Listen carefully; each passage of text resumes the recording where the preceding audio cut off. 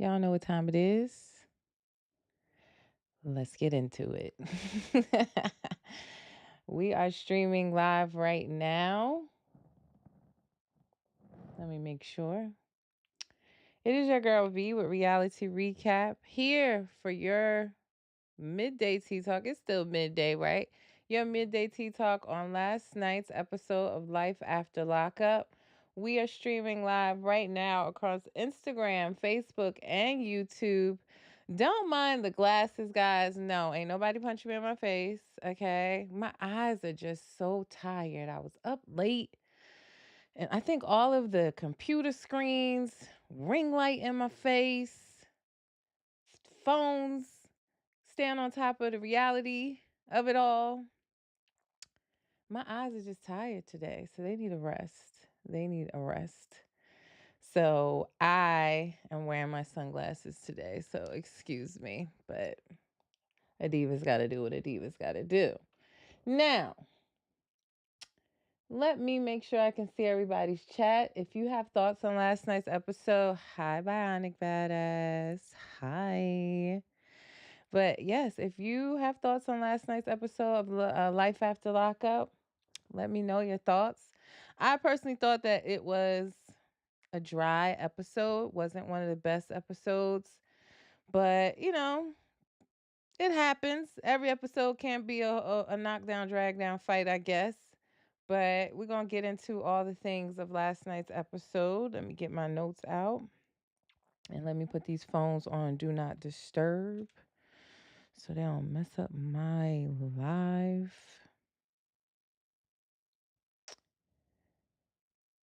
And if you guys didn't watch last week, we had Kimberly on from Life After Lockup.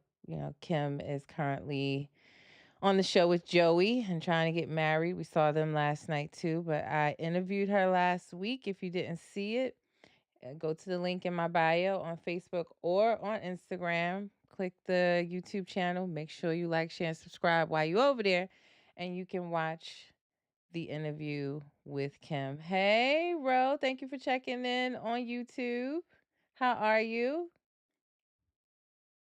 Let's get into it. Who we gonna talk about first, y'all? Who's our first couple? Let's talk about Zariah and Troy last night. So we saw in previous episode that Zariah had took Troy with her to her favorite psychic, who pretty much was shuffling them cards like she was playing Uno and telling them that they wasn't gonna be no good together. It wasn't gonna work out. Hell no, it wasn't gonna work out. Wasting of time.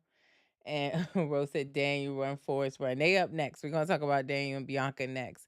But yeah, we saw that Zariah and Troy went to see this psychic who said there's another woman in his life from the past. He's not cheating, but it's just some type of energy, bad things are coming for the both of them.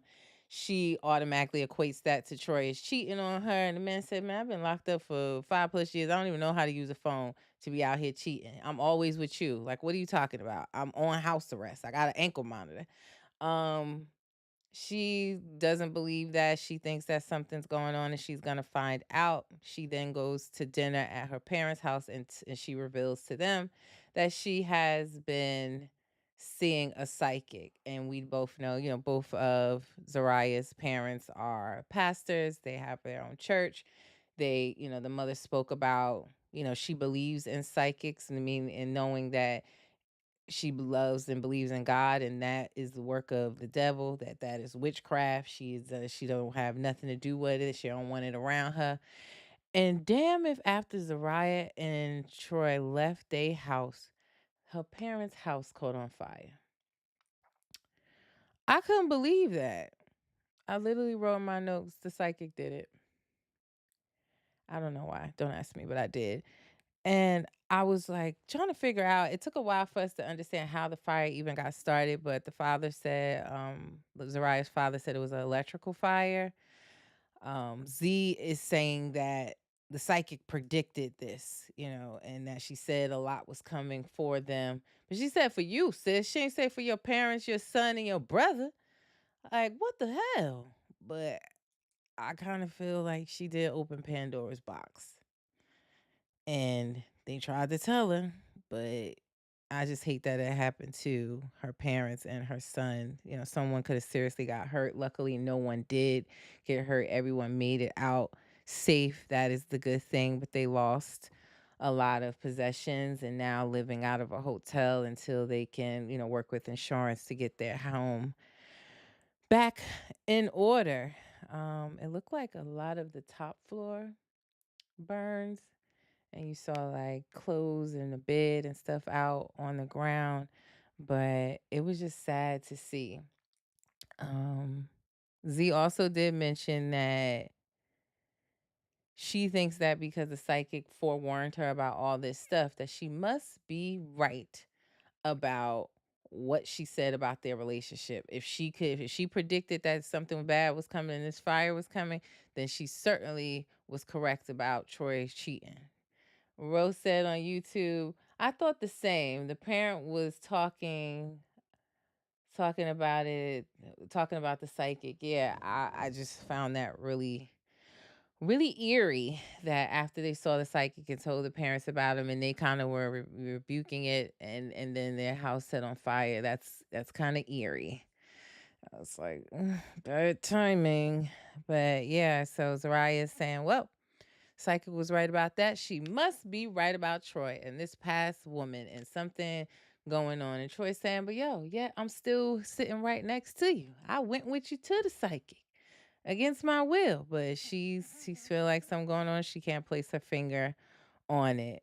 Um Zariah also talks about she had not heard from her mother, that she felt like her mother was upset with her because of Zariah going to the psychic, and again feeling like Zariah kind of opened Pandora's box and really pretty much low key blaming Zariah for the house catching on fire. Again, I'm just glad nobody was hurt. We see Troy going to the church with Zariah's dad, his father-in-law. They were hanging out together and they went to the church because Zariah's father is helping them with a community event to try to get more people in to their non-for-profit Project Hill so that they can get their funding back in order. So they're going to do like a community event where they have like a bouncy house for the kids, rides, games, food, and, again, trying to get the community on board with Project Hill so that they can, because it seems like they need a certain amount of people to be signed up for Project Hill or in their program for them to get the funding from the government for their non-for-profit. And that's what they're working on now. I'm just going to be honest, not even trying to be shady. My thoughts are you had already got funding. You out here with these Gucci pocketbooks and buying money bouquets and your brand new cherry red Kia. I don't know. I hope they ain't misspending no funds. But, if you shouldn't, you treated him real well, jury and stuff when he came home. Yet the rent is behind at the business and at home. Make it make sense. And I'm just being honest. I'm just calling out what I thought. That's what I see. I don't know. Y'all tell me, but that's my thoughts. So I'm just hoping with nobody misusing them funds and now they trying to get some more funds. But the overall, I think the conversation with Troy and his father-in-law was a great conversation to see, and him just talking about, the loss of his father. um Both of them, and I said this to you guys, that Troy and Zariah, when I see them on live, they're always cursing us out and telling us how, they're great for each other and they're going to be together and he loves Zariah and basically we could just shut up because they're going to be together. They always cursing us out and they always smoking back to back to back. And I mentioned this to you guys on another episode where I said, there feels like there is some codependency there. I can't place my finger on it, what that codependency is, but they're very codependent on each other. right? And I think it is because of past traumas that we heard about last night that can bond them together. Where Troy, he has a lot of, I think, resentment, not resentment, but regrets would be the right word, about him being locked up and losing so much time with his daughter, losing time with his father. He also carries that guilt, right? He was saying that he think that he's part of why his father was sick and stressed because he saw his son being locked up and going through things. So he think that played a part into his illness, his kidney failure, and he passed away. So he's carrying a lot of guilt on just the life decisions that he's made. He's struggling with trying to stay away from going back to the streets. On the other hand, with Zariah in the conversation with her mother, which I must say, for Zariah to be asking her mother for money for a wedding when their house just burned down the day before, I was like, read the room. Not the right time. Even though her mom was very accepting to the conversation, saying, yes, they will definitely help. And we learned more about Zariah, which was very interesting. And, it was dope of her to share her story that she wanted her biological father to walk her down the aisle, but she wanted her adopted father to marry them because he's a pastor. And I thought that was fair. She talks about she found out when she was around, I think 2, 3 years old, that she was adopted by, the parents that we see on the show. She doesn't have a relationship with her mother. She found her mother online when she was in her teen years, and her mother was um not accepting of it. She was pretty much saying like, "Where did you come from? I put you up for adoption. It was a closed adoption." She wasn't happy that Zariah reached out to her. She found her father not too long ago, and he didn't even know about her or that she existed. And he accepted her with open arms, and so did his family. And they had pictures of them. Zariah's biological father is fine. I saw some of y'all saying that in the Life After Lockup and Love After Lockup groups on Facebook, and I would have to agree. He fine. He look young and fine. I said, all right, Zariah. She got her fine little biological daddy. So I think it was cool that she's looking to incorporate both of them into the wedding. Maybe not the time to be talking about the wedding. Let them rebuild their home first. But the mother was on board with the conversation. And again, she was saying how she's dealt with those feelings. Is hard and not enough people talk about it as, if some, being someone that's adopted, that it's a lot of trauma with that, feeling unwanted, feeling not good enough. And she says she's in her 30s and still dealing with that. So, you know, I I loved her telling her story. It was another side of her that we get to see and kind of understand, a little bit more about just their past traumas and what they've been through. Everybody has a story, right? So I thought that was dope of her to share that. Let's see. We got some comments on YouTube, bro. I'm sorry. You had a few comments. You said, I thought the same. The parent was talking about the psychic. Oh, we read that already. And you said the way the dad is pressuring Troy to preach is taking me out. Yeah, he want him he sees something in him, I guess, Ro, and he's like, just saying like and I always say that too, Ro, like the preachers that have experienced things, have gone through things themselves that can be relatable, tell their story, and they're up there preaching to someone not as looking down on them or like they're perfect, but they can share their story and relatable and say, look, I've been through this too, and the Lord saw me through. He can do the same for you. They're always more relatable. And I think that's what Zariah's father is trying to get Troy to see, that he has a story to tell. He has a story to share. Troy seems to recognize that. He's saying he don't think preaching is in his future, but he does see that he has a story to tell and that he wants to make sure that, other people hear his story, can relate to it, and that hopefully it helps someone else. Rose said that's where they need to run the business from the church. Exactly. I don't know why a startup company, that's what I was saying in another episode as well, bro. Like, hey, Joseph, thank you for checking in. I don't know why they would start out of this like state of the art building and why not start out of the church. To me, that made perfect sense, hand in hand with what their non for profit is about. They're rehabilitating children with mental illnesses in the neighborhood. They're helping rehabilitate um you know, convicts or, people that had recently came home from jail looking to get back on their feet. So I don't get why the church wasn't the first option to avoid spending that type of money on rent for just an office space. I would totally agree. They should be doing it at the church. Before we get off of Zariah and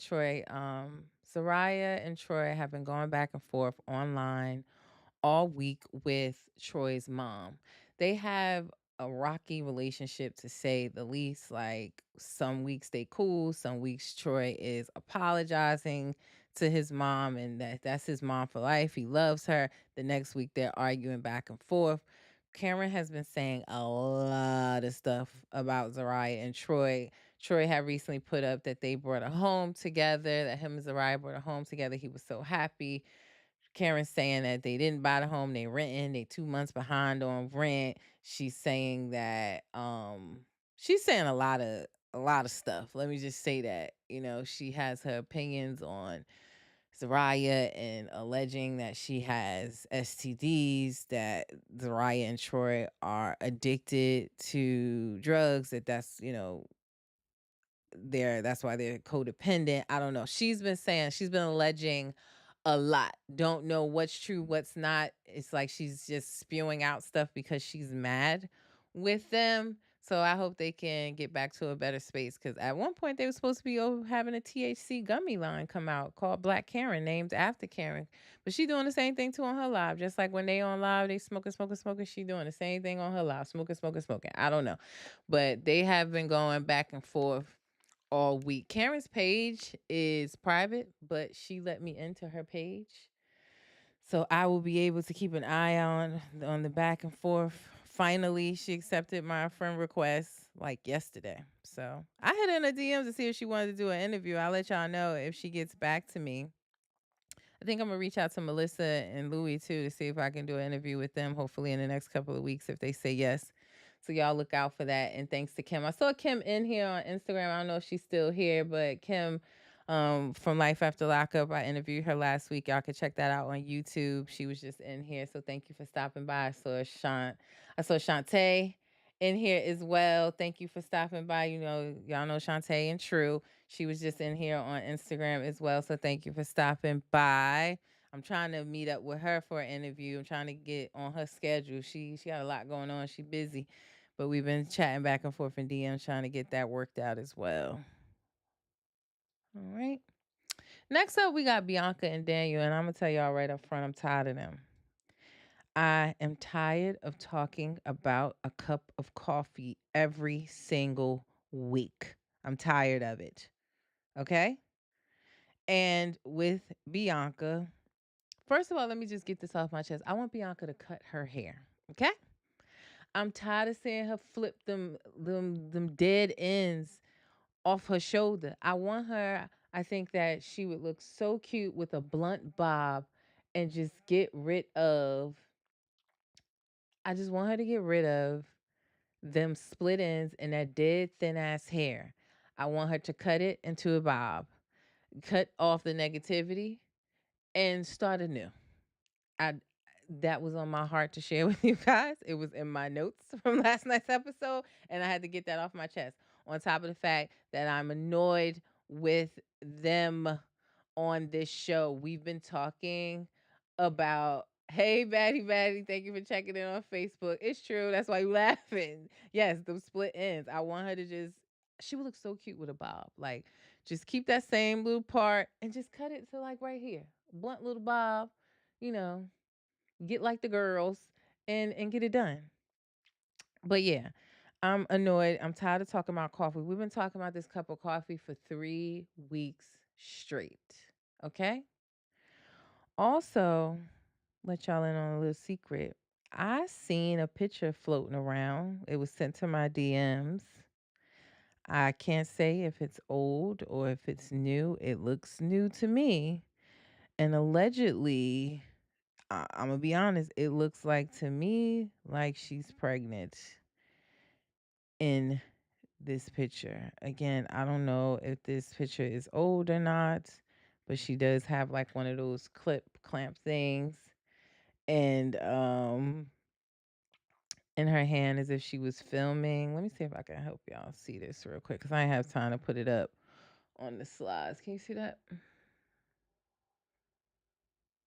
So that was sent to me in my DMs, and she looks a little pregnant. Just my thoughts. Allegedly, we're gonna say that. Allegedly, what y'all think? You tell me. Did she get what she want, guys? I don't know. Y'all know she was hounding him, didn't want to take the plan B, but that picture was sent to me in my DMs. Thanks for my boots on the ground. And we'll see what's going on with that. I'll keep you posted. But allegedly, she looks like she may be expecting. But enough about her hair and the speculations. Let's get into it. So Daniel is only 3 days out of prison. He's stressed the hell out with this girl. For real. He came back in from meeting with his cousin. Um, he asked for some water and she said no. She's still on the coffee shit. So she wouldn't get him a cup of coffee. A cup of water saying, that's what you did to me. Like, girl, let it go. You done probably had 500 cups of coffee since that happened and you still talking about it. It's just signs of immaturity, which comes with her age. She's only 24, and that's what I've been saying all along. She's not prepared for a relationship at this level with someone who's a recovering alcoholic and substance abuse addictions. She is not ready for that. And she should not have moved all the way out there only knowing him, depending on him, not depending on him financially, but just depending on him to be in her face 24/7, wanting a baby. And partially I blame Daniel, right? He the one that proposed to her while he was in jail just because he said, "Hey, there's somebody that hey, this is somebody that was hanging out or waiting for me and talking to me and helping me pass time while I'm in jail. So let me go ahead and propose to her and make her think that I'm gonna marry her as soon as I get out of jail. So she stick around. Now he home, she looking for that and he don't want to give it to her and he acting like it's all like in her head. Nah, bruh, you have some accountability and responsibility here too. You shouldn't have been proposed to her from jail in the first place. And anybody taking a proposal from jail seriously, especially in a situation where you didn't even know the man before he got locked up, you wrote him out of curiosity of talking to somebody who had got convicted of a DUI, and now he proposes to you, and you ready to marry him 2 days out of jail. He ain't got a job. He got a child already that's like 13, 14 years old that he ain't paid no child support on. He owe hella back support, and you just wanted to jump into a relationship and a marriage and have a baby and refusing to take a plan B? What planet are we on? Seriously. What planet are we on? Beyond beautiful, blessed. Thank you for checking and said it's possible. I think you're talking about the picture I put up, right? Yeah, we're gonna keep an eye on that. Love Hummingbird said, are these new episodes, new people? These are new episodes. Kim. Hey, now sometimes they're serious. Kim, you knew him beforehand. You didn't meet him from you being curious and signing up on a site to get a pen pal. You knew Joey for majority of your life. That's tomato, tomato. That's comparing apples and oranges, Kim. Not the same thing. Love humming. Oh, I said loving. What did I say? Hummingbird. That is not your name. Love humble grind. 95. Are these new episodes, new people? Um, these are new episodes. We did see Bianca and Daniel on Love during Lockup, and we're following their story on the new season of Life After Lockup. If that answers your question. But this episode aired last night. And sorry I messed your name up. And thank you for checking in. I don't know why. Maybe these dark glasses, I just assumed it said love hummingbird. I don't know, but I'm sorry. And again, guys, no, nobody punched me in my face.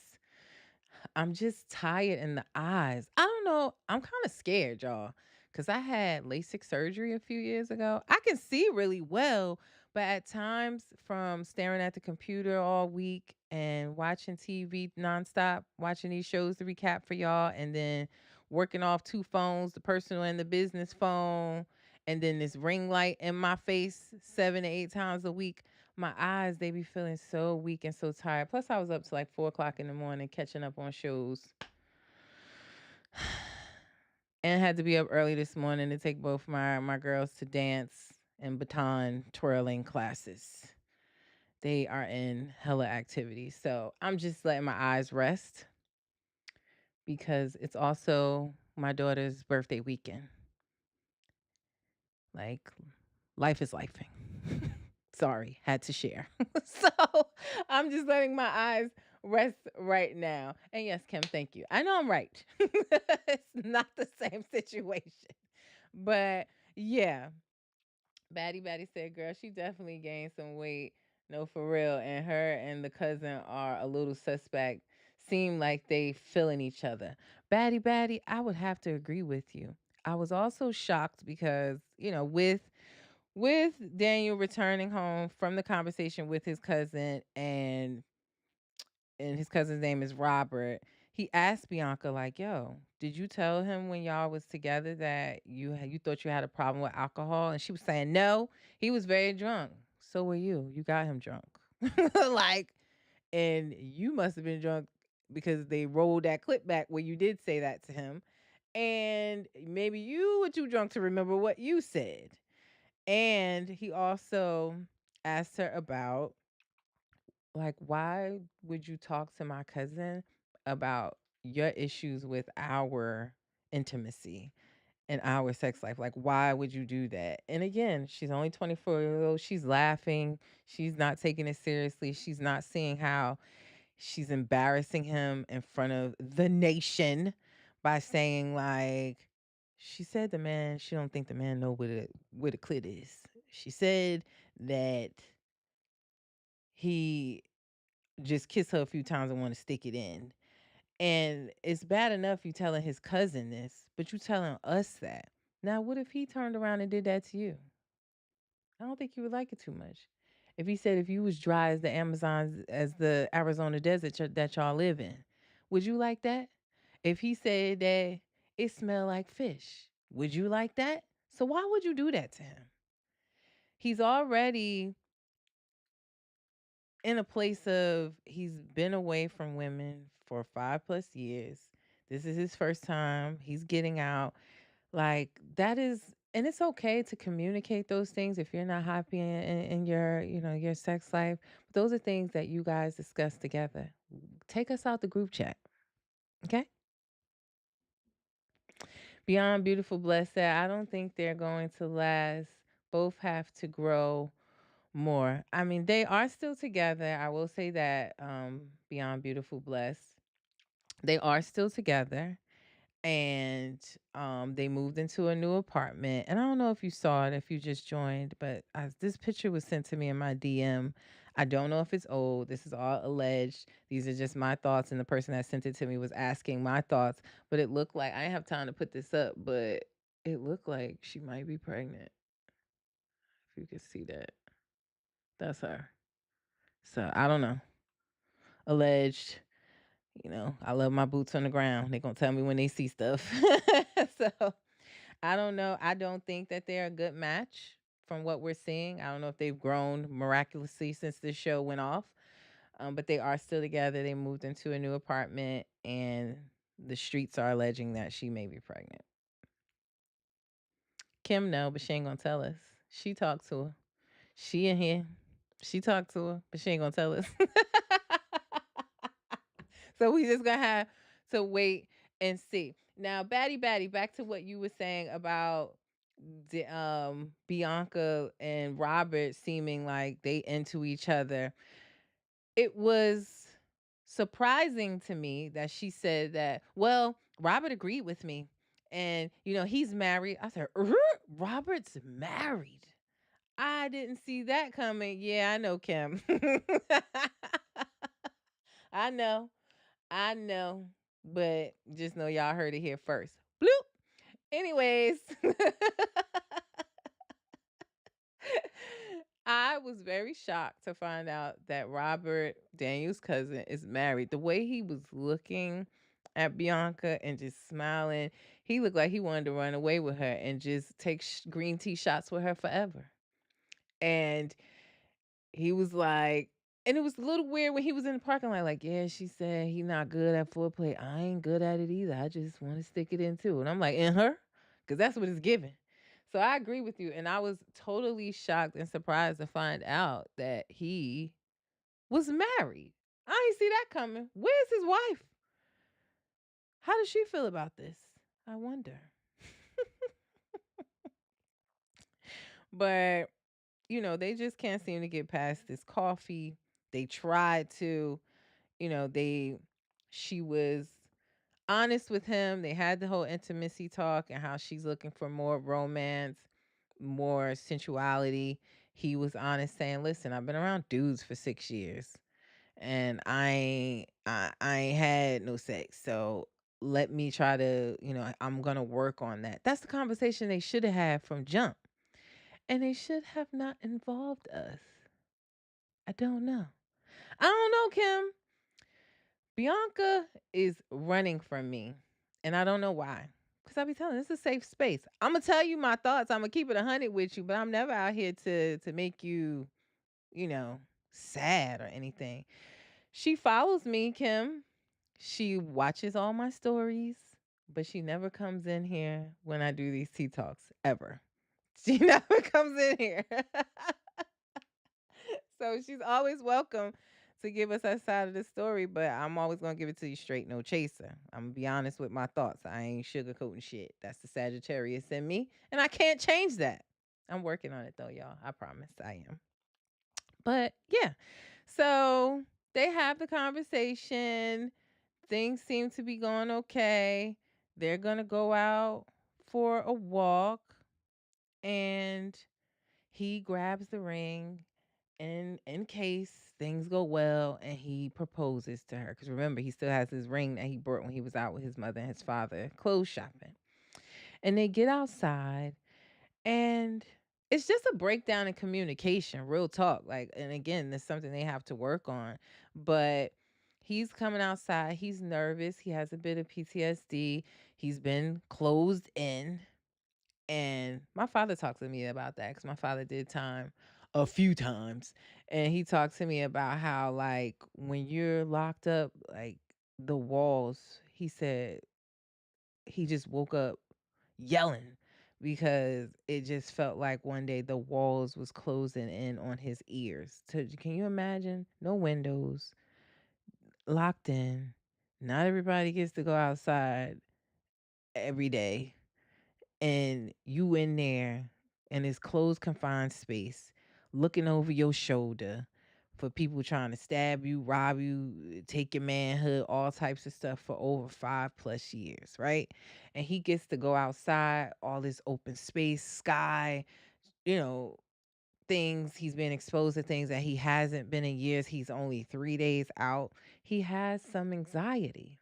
He's trying to hold her hand, and she's saying, "You're not holding my hand right." And he gets upset. She did also say that he told her about, him having these anxieties when he comes home. So she's aware of it. And it just doesn't go well.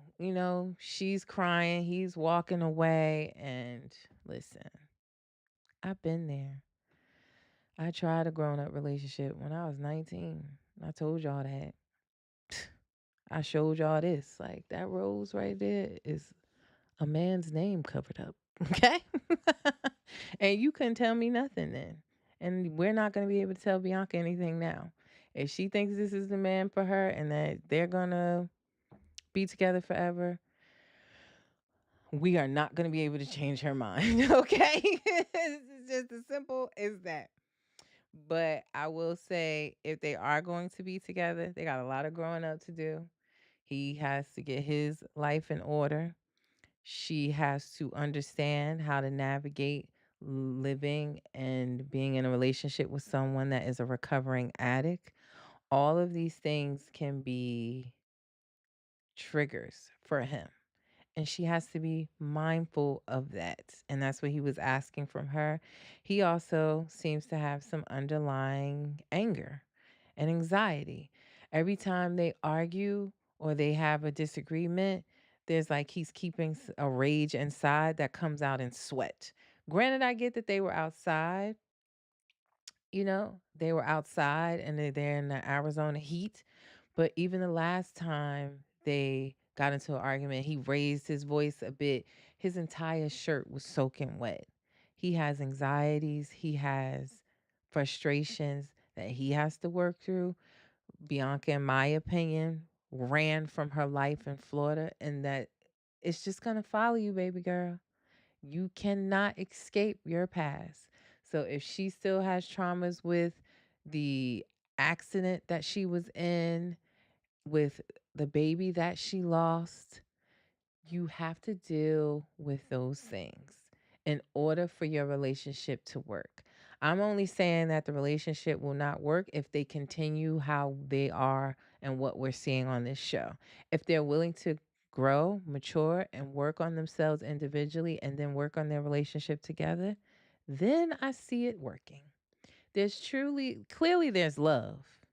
Cause I ain't waiting for no man I ain't never met all them years, or moving halfway, not even halfway across the country, all the way across the country for a man that I don't even know or seen in person. It gotta be love. So if they do those things, cool. But there's stuff they have to work on. Those are just my thoughts and my little unsolicited thoughts. Beyond Beautiful said he needs to be alone, get himself together mentally. He needs to go see a therapist. I think they both do. They both need to. And it's too late now. They already together and signed another lease. It's too late to be living apart now. And I do hope that he's able to rebuild his relationship with his child he already has and works on that as well. Kim said it's worth it, but it's very challenging maneuvering life with an addict when there's so much you don't understand. Right. You got to educate yourself, you know, you got to support, and you ultimately have to know that they have to want it for themselves. Right. And you taking shots when he's only 2 days out and getting drunk and telling all his business to his cousin may not be the wave, may not be the best move. So hopefully she does stop by here, Kim, and just, owns that and we can move on. But I don't want to hear shit else about this coffee in another episode. He got the coffee. He spilled half of it on the floor, but he got the coffee last night. I don't want to hear about it anymore. I'm done with it. Amanda says she sucks, but a lot of it is her age. I ain't gonna say she sucks, Amanda, but thank you for checking in on YouTube.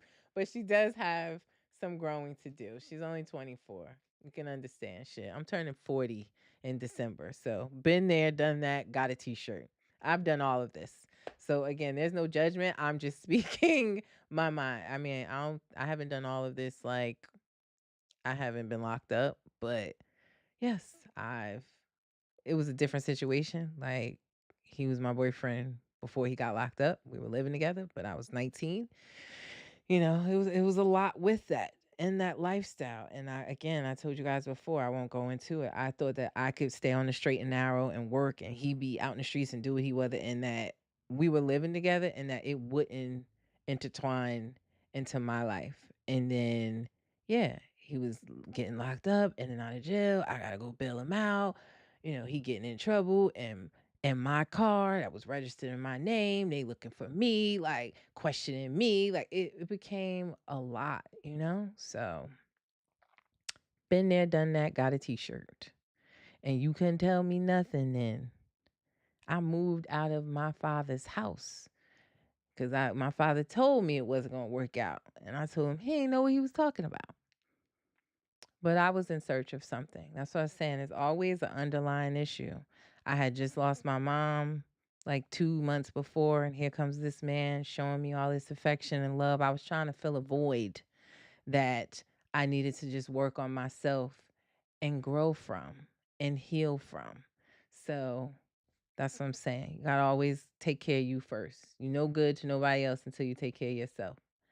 Kim says she's out of town this week, but I'll see if I can get her to stop by soon. Thanks, Kim. She said, I've worn that t shirt a couple of times. Same here, Kim. I done wore it, flipped it inside out, wore it again, wore it backwards. Like, girl, been there, done that for most of my 20s. Okay? Been there. On to our next couple. Speaking of Kim and Joey, Kim's in the chat right now with us. Let's get into it. Kim, I'm going to tell you. Joey was right in everything he said last night, girl. He let you have it nicely, but he was right, Kim. Not wash, rinse, and repeat. Hello. But Kim, Joey was right in everything he had to say. So we saw Kim. We already knew from Kim going dress shopping with Tatum that her divorce from her estranged husband was not finalized. And when we interviewed Kim last week, she talked about it, right? She talked about the way he was cussing me. Oh, I mean, he did it nicely. His tone was low. It seemed like he was losing his voice, so it probably would have been louder if he wasn't losing his voice. But he was right, Kim. I don't know what you want with me. Well, he wasn't cussing at you when all the bleeping. He was outside in his confessional when I heard most of the bleeping. I still don't know what he said out there. But when he was talking to you, he was just a little upset. Okay, the cursing wasn't right, but was he what he was saying? And when he calmed down, made sense. Kim said, "Now, girl." Moni said, "Now, girl." Exactly. Amanda on YouTube said, "How is Joey the smart one in this episode?" Agreed, but I not saying the cussing was right, but him expressing himself and his concerns, I agreed with. But yes, Kim's divorce is not final. She talked about that because she thought that, because she previously went through a divorce, this would be her third marriage when she marries Joey, that she had to be separated for a year, living in separate houses for a year, and then she could just file and all things would be well. But apparently, we're going to still get into that. There's more to that and more that has to be done. We talked about knowing the laws in the state that you live in when it comes to getting married and divorcing. Because North Carolina seemed like it's a hamster wheel. If you ask me, it's not as easy as it is here for me in Jersey to separate. They don't even recognize separation in New Jersey legally. Like you just make your own rules and separate however you want. You could make up a agreement that you still live together, but I'm gonna live upstairs. You're gonna live downstairs. They don't care. And then when you divorce, when I got divorced, it was easy because we had no children, we had no finances or properties or anything like that. I was 25 when I got married the first time, but we went in there. The judge said, "Do you think you can work this out?" We both said no. Boop. He said, "What do you want out of it?" I said, "I want my maiden name back. I want to be able to go back to my maiden last name." And that was the end of it. I filled the paperwork out myself. When he said, "Yes, NC is crazy." So she takes Joey out for a nice date night, or so he thought, to let him know that her divorce was not final. Kim said, "It is. It's awful here. Separated for a year and then they still have to be served." Right. She talked about that as well. And I told her, here I went to the sheriff's office and they served him with the paper. I don't even think it went to him. I think his mom opened the door and she was the one that got it. I think that's how it went. I don't even know. And cuz at first, same thing, didn't want to sign them, gave them to him myself. They disappeared. So I had to get them involved. And then I also had to like go on this site. My best friend helped me through it. Like I ain't hired no lawyer, nothing. I went and got the packet from the courthouse. It had the instructions on how to fill it out. I filled it out. It was a website that I had to go to and enter in some information to prove that he wasn't dead or in the military. And poof, it was done. You know, Kim's marriage is a little bit different. They have kids together, things like that. But it's a lot more entailed in it in North Carolina than it clearly is here in Jersey. So know the laws before you walk down that aisle. Know the laws. But Kim tells Joey that her divorce is not final. And he had some valid points. Now, granted, he got upset. He had to walk out, smoke a cigarette. Who would be? You're planning a wedding. You've had an engagement party. She went out looking for a dress, yet she's still married. He's also, and I also get where Kim's coming from. Let me say that because we already talked about it. Joey as well is a recovering addict, right? And she worries about his triggers. She's actually taking the steps to be supportive in his sobriety and his journey. She's doing that. So they already have this pending paternity test. And now she's worried about telling him this information and setting him off and triggering him. Totally understand all of that. And I guess, she's trying to space out the news, right? So I get that, Kim, I do. But Joey, he got upset, but when he calmed down, he had some valid points. He's saying, why would I go out and purchase a property with you or look to buy a home, and then it could end up being half of it is the husband's? Why would he do that? That was a valid point to me. He said he want her to get a lawyer appointment set up, not now, but right now. Right now. When we get off this date, call and get a lawyer ASAP. Kim said kids' property, infidelity, abuse, the divorce situation is a mess. Yeah, I can imagine. That's what I was saying. Mine was like clean, clear. We had no kids. We hadn't bought a home. We had not intertwined bank accounts. I think secretly because I knew this shit was not gonna work.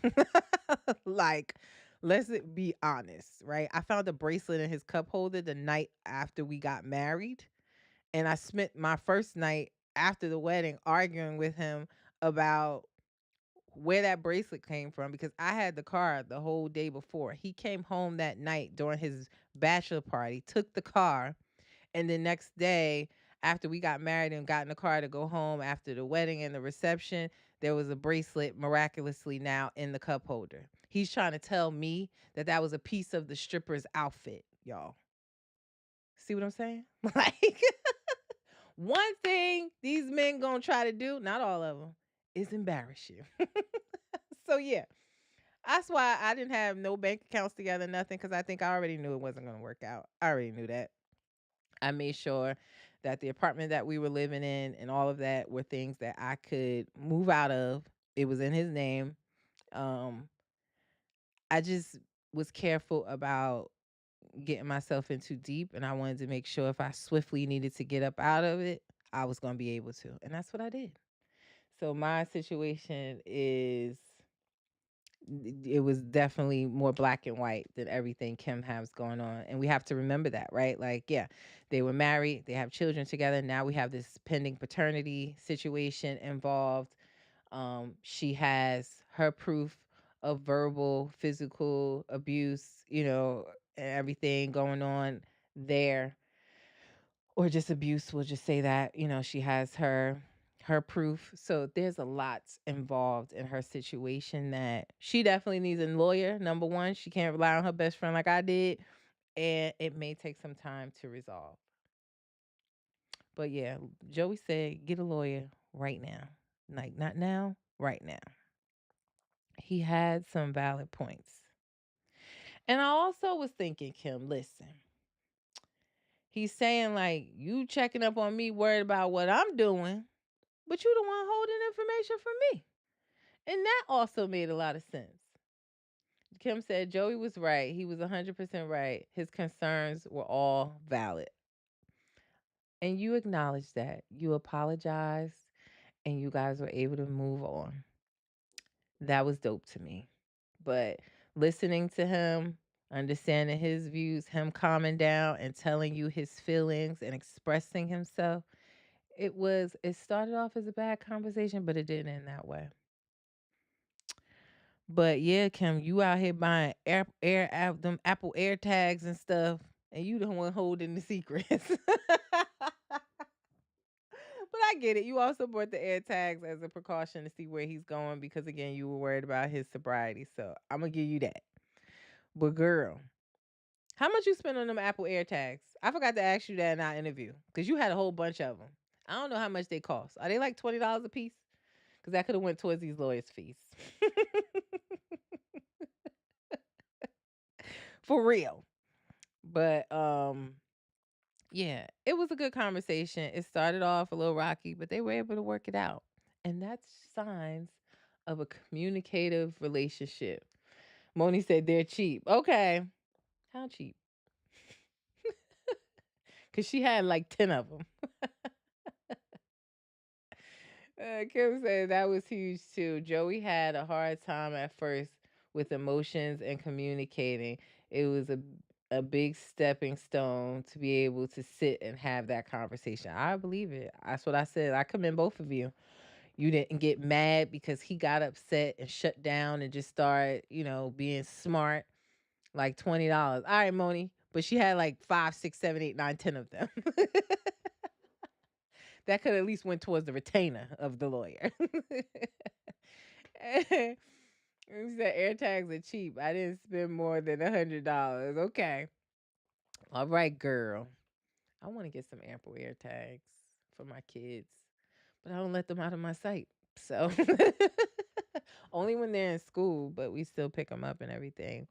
But I do want to get some because I saw like parents put them in their shoe or like at the bottom of their shoe or they put them in their belt buckle and stuff. I was like, I want that. But yeah, I agree. Huge stepping stone, great conversation, great communication. I said this couple's going places. I do think you guys are gonna last. And you just gotta get through this situation and then you're gonna get married. I believe it. If you're not already married, she ain't gonna tell us y'all. She under contract. But I think that and once you at least just, go to the lawyer and have it in motion, he'll be good. Kim said, I thought he would lose it because the cameras were there. So I was really proud of him for communicating effectively. Agreed. Kudos, Joey. We're proud of you. Joseph said, if you got me agreeing with Joey, you know Kim messed up. Good one, Joseph. Thank you for checking in on YouTube. But yeah, great conversation last night. You guys were more of a pleasure to watch than these other couples. I'm going to just say that. Who's next on our topic? Louie and Melissa. Louie and Melissa. Okay. Full transparency, right? I'm mad with Melissa because I love her ring.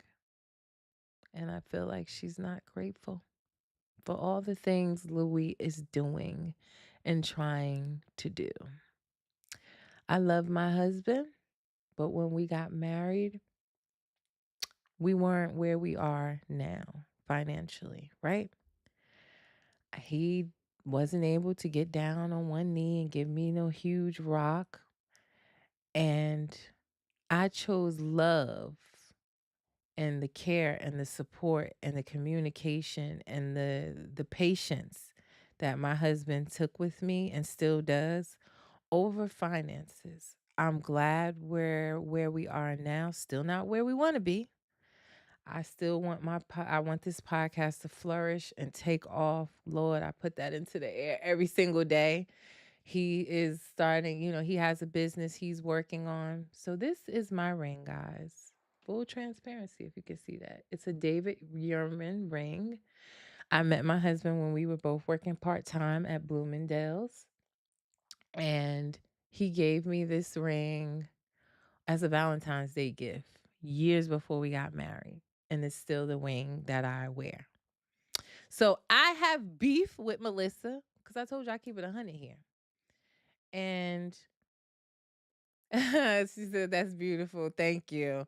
And I got his wedding band from Walmart. We got married in my great grandmother's living room. Just my grandfather, my father, just a few close friends, his mom. That's all that was there. And I got his ring from Walmart. But we got married. It's a long story, y'all, but I was going through my own mental struggles, anxiety, depression, and this man was showing up for me every single day and still does. So I chose to get married and work on building a life afterwards. And that's what we're doing. So, with that said, watching Louis work several jobs, save up all his money, out of jail, not even, has it been a year that he's been out? Maybe a little over. And for him to save up $18,000 and spend it on buying her a ring, I commend him. I do. He's hustling, doing his pizzas, working at the pizza parlor, doing his training, selling supplements. He's hustling and he has that drive because he loves this woman and wants to make it work. And I just wanted to recognize that from him. Not be mad at him because he's training the majority of his women. Like, if that's who's signing up, that's who's signing up. You know? I don't know. Hi, Alpha Love. Thank you for checking in. But yeah, so I got beef. Let me make myself bigger here. Can I do that while I'm here on here with y'all? I ain't never tried that, but let me make myself a little bit bigger. So yeah, that is where my beef with Melissa comes from because I would love to have that ring. That ring is perfectly what I like. So, but anywho, let me, move along and give you my thoughts on these last couple of couples because I hear my baby's up from nap and they're going to come down here any minute because I told y'all it's one of my baby's birthday weekend. She don't know, but I have a surprise for her later. And she's on me like white on rice. So, Louis planning this proposal while he's working and hustling. I have a question for you guys. What is the difference between Joey, I'm sorry, with Louis training women and Melissa working at the bar, getting her tips from smiling and giggling in men's face? What the fuck is the difference? Thank you. She's turning 5. It's her birthday weekend. She's so excited. So we got a few things planned this weekend, and then she wanted a spa birthday party. The girl is bougie. So that's next week, but we're doing some things with her. Lily, I haven't seen you all week, Lily. You're late to the party, no worries. You can always go back and watch it. But I've missed you. I haven't seen you all week, I feel like. But thank you for stopping by. Moni said the insecurity. Right. So that's the difference, Moni. He's not insecure. She is. But I'm trying to figure out what is the difference with this man helping that poor lady shake that rope versus her smiling and wearing low cut shirts and working at the bar. What is the difference? Because remember, we saw in the past seasons where he showed up at the bar with her working and she was in there and the guy was flirting with her and liking her and was kind of sad that Louis showed up. So what is the difference? So what's good for the goose is good for the gander, right? That's how it go, right? So I ask you, what the hell is the difference? Thank you, Lily. But it's just weird to me. He's planning this proposal. She's gonna get off early. And then her friend walks in, who to me is probably single. Call me stereotypical, but she looks single. She comes in showing Melissa the video of him training the woman and helping her with the rope and now throwing it in her like, first of all, what is you doing on her man page? That you coming straight in there to tell her about it. You should be watching her, not the lady that he training. Cause why she on your man page like that? Why she all in why is she all in his stories and what he posted so that she can come up there and get her 15-minute frame looking single and whack as hell to tell you that? She drove all the way up to the bar to tell you that. Red flag. Okay? Like, what are we doing? So she really had this date night, was ready for it, and now she don't even want to go because of her miserable friend. Gotta watch the ones close to you sometime. You know? The man was just doing his job. I ain't see nothing wrong with it. And the woman looked like she could barely lift the rope up. She was tired. He was just helping. There was no thrusting going on. I don't know where that came from. There was no thrusting. There was no inappropriate stuff going on. I don't know. The man was doing his job. So she let her miserable friend come in and mess her up, not even knowing that the man wants to propose, which you've been nagging him to do since this season started. Okay? So he's waiting for her to show up. She comes late and she's complaining, per usual. She's complaining that he doesn't plan. He didn't let her know to wear comfortable shoes. She got to walk up all these stairs and she's scared of heights. Now, I get it. Maybe when you get proposed to, you want to have it feel like your man knows what you love and what you would like. And with her being afraid of heights or not having on flat shoes, she feels like, what is going on? He didn't prepare me. He didn't plan this well. He did the best that he could. And he thought outside of the box. And it was romantic and dope. Who the hell drew Marry Me that fucking big? Was it the friend that he was talking to that helped him out before he got there? Or did he help him get into the lighthouse? Whichever one. But if he stood out there and drew that himself, again, kudos to you, Louis. But I just be wanting her to recognize how hard the man is working. Louis said Louis knows what he got. She's a nagger. Moni, you right. Because she just like his mom. So he probably already used to it. And he can deal with it and he's unfazed by it. But again, I just wanted her to recognize how far this man has come. Not to mention, Louis ain't come looking for you, Melissa. You went looking for him. You were fantasizing over this man since high school that you probably couldn't pull when he was in high school because he was that guy. He was number one. He came looking, you came looking for him, not the other way around. Hi girls, I'll be upstairs in a second, okay? Okay. They up, y'all. They is up from nap and they like, get off this live now. So let's not forget that, right? Louis was locked up minding his business. You came looking for him and now you want to nag him and complain. Girl, make it make sense. But he proposed. She loved the ring. But the kicker was, she said, I didn't even know what a 2-carat ring looked like. I just thought it sounded like a good thing to say. I didn't expect this. So you mean to tell me he could have spent 8,000? He could have stayed within his budget? So he did all of that because you told him you wasn't gonna marry him unless he had a 2-carat ring, and you don't even know what a 2-carat ring is, or how much it is, or how big it was gonna be. You got to be kidding me. How dare you? Lily said, I know. I feel like I've been missing out on your lives. It's cool. We got more and more coming, y'all.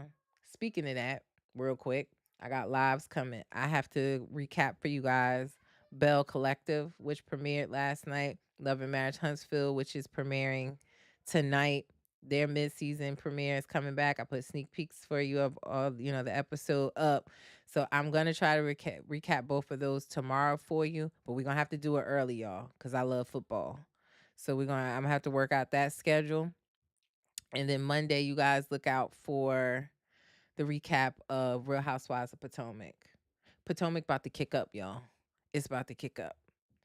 This episode coming is a good one. I got a sneak peek for y'all that I'm gonna post tomorrow. But they about to kick up. Y'all know it's been slow, but Potomac is about to kick up.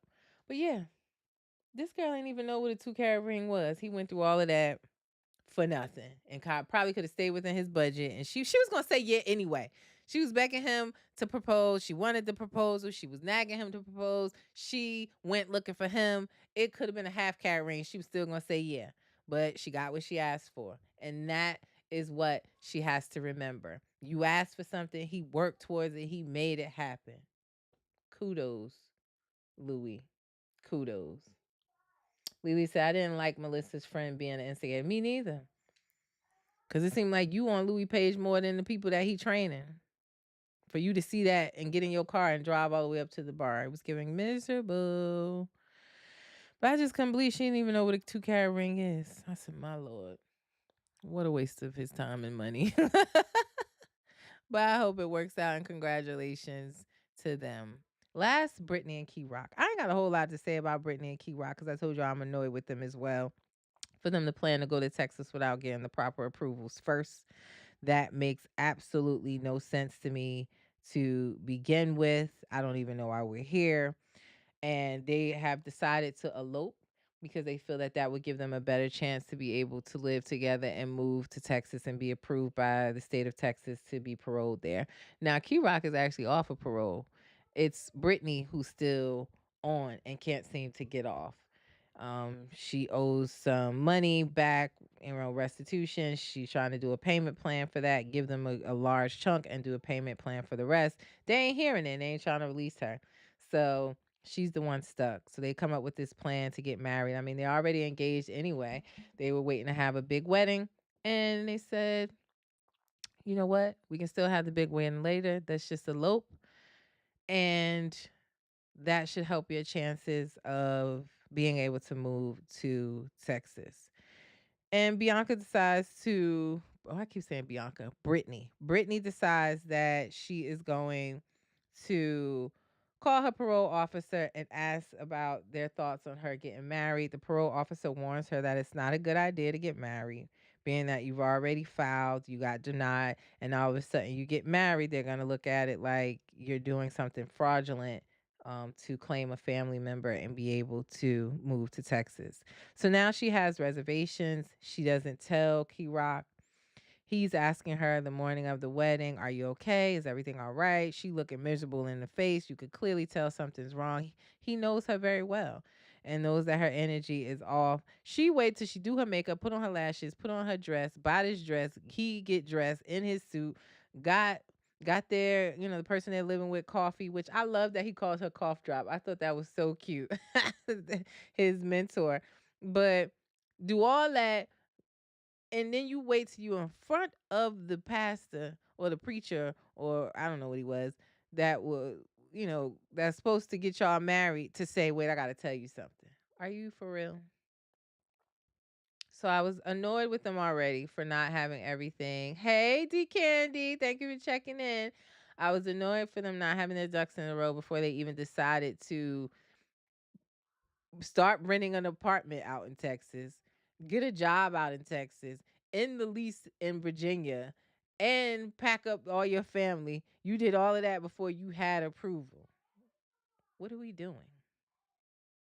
It does seem like they're in Texas now. So we'll see. Do they actually get eloped? How do they get to Texas? But they're definitely in Texas now. So we'll see how they get there. But that was just, I don't know. Y'all could have talked about that at home before y'all got dressed and went down to this park. But we'll see if they continue to get married. We'll see next week. Lily said, Brittany is dumb. She allows Key Rod to make decisions for her. I don't like that. And I don't know. I think that Brittany does want to marry Key Rock. I just think that she wanted it to be this big, beautiful wedding. She's still hoping that her family comes around before they get married. She's not seeing the picture of, well, let me marry him so that I can get to Texas. And now she has this parole officer saying that's not a good idea. Lily said they're not the brightest. They should sell that Mercedes and get themselves a cheaper and reliable vehicle, definitely living above their means. Totally agree with you. I said that. Why can't they sell Why can't they sell that and get the apartment? The money is lost as far as the apartment out in Texas. They're not getting that security deposit back. I thought it was cute that she even called. I mean, that he even called because no, Brittany didn't call, right? Key Rock called. That he called and tried to get that money back. I thought that was cute, but you ain't getting that money back. Hi, Lamont. Thank you for checking in on YouTube.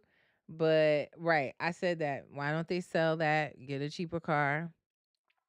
Why don't they discuss if she doesn't want to get married? Key Rock going to Texas and starting off. He has a HVAC job out there, which we know from Joey and him going on that interview that pays well. And y'all meet up and get married. Maybe you could send some more money her way to finish paying off whatever restitutions or money she owes back, and she can get off of it, and y'all could have a clear slate. But we're gonna see, because like I said, they are in Texas. I can tell you that much. They did make it to Texas. You can see it on their social media. But how they get there, we'll continue to follow the journey and see if they get married. But those are my unsolicited thoughts on last night's episode of Life After Lockup. It was a little dry, the episode, but still a good one nonetheless. Again, guys, make sure you set the alerts, right, for my Instagram. If you follow me on Instagram, if you follow me on Facebook, if you're on YouTube, make sure you subscribe, please. I appreciate you guys. If you can't watch all of my lives in their entirety and all my recaps, they are all on. Yeah, it was a little dry, D Candy, I know. If you can't watch these lives in its entirety, if you came in late to the party, no worries. The link's in my bio to my YouTube channel on Instagram and Facebook so you can watch in your entirety. Please like, share, and subscribe. Tell a friend to tell a friend while you're over there. So look out for my times tomorrow. I will recap Bell Collective. I did watch that last night. That was a good premiere, in my opinion. I got a lot of shadiness going on there. So I have my thoughts on Bell Collective. I'm going to try to recap that for you tomorrow. Bear with me, guys. It's my daughter's birthday weekend. So everything is on a whim right now. So Bell Collective, I owe you a recap of that. I'm going to recap tonight's premiere of Love and Marriage Huntsville. Sneak peek on my page now of the episode. Also, I owe you guys my thoughts on Real Housewives of Orange County season finale. I'm going to try to do that Tuesday for you. And then Monday, I will give you my thoughts on Real Housewives of Potomac. So the girl is busy. That's why I have these sunglasses on. All of the lights, this ring light, the computer light, the telephone lights. My eyes are tired. I need a break. And I'm in the middle of a 2-weekend birthday. Like, we're just taking her to do stuff this weekend. And then next weekend, she's having a whole spa party. Pray for me, y'all. And I'm just getting over Halloween. That was a whole nother in itself. Trick or treats. Oh, getting them dressed early in the morning to do a photo shoot in their costumes before they left for school. I'm tired, y'all, but I do it all for them. I love them. So shout out to my Nessa. She's turning 5. I love you. And we about to be lit tonight. We're going to have some fun. All right. Now, before I get out of here, if you have a business or a product that you want me to promote on my social media pages, I am growing daily and I appreciate you guys. Welcome new followers. My promotional rates are there on the screen. If you want to be a sponsor for the podcast, I'm doing like 8-9 episodes a week. I will promote your business or product on my podcast each episode. Thank you, Lily. I appreciate that. Email me if you're interested in either one. What you see above here, reality_recap@yahoo.com. Also, the Cash App is down there in the corner. $ reality recap. The tea is not free. So I appreciate all your support and donations, even those that have given me some so far. You see, I'm growing my platforms, new equipment. I appreciate all of your support. Now, before I get out of here, like I always say, reality TV stars are humans too. Don't forget that. Look out for my recaps tomorrow of Bell Collective and Love and Marriage Huntsville, tonight's episode. And y'all enjoy the rest of y'all weekend. Y'all stay safe. It's your girl V with Reality Recap. I'll see y'all tomorrow. Peace.